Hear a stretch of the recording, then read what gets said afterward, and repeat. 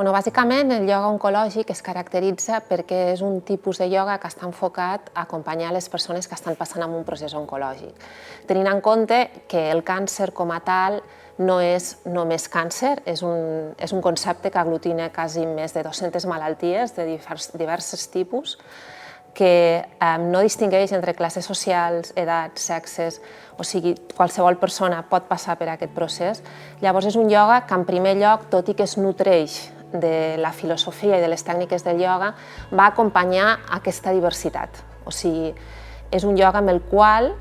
ens enfoquem a la humanitat, bàsicament, per acompanyar aquest procés tan específic i tan especial de la vida que està passant una persona que està passant aquest procés.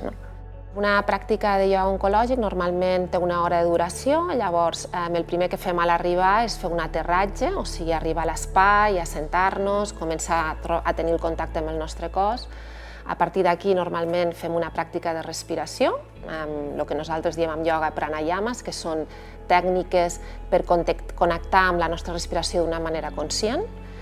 Llavors, a partir d'aquí, s'entra ja el que és pròpiament amb la pràctica física. És una pràctica que diem adaptada perquè treballem amb diferents elements, amb els blocs, les cadires, coixins, mantes, perquè també cadascú, depenent del seu estat físic aquest dia, pugui adaptar la seva pràctica amb el sentit que no hi hagi cap molèstia, cap dolor, que pugui fer els moviments depenent de com està el seu cos. I després, a partir d'aquí, ja fem una fase final on hi ha una meditació, una visualització, una relaxació, també a vegades amb respiració, a vegades només tombats al terra i sentint el nostre cos i baixant una mica amb un estat més de calma.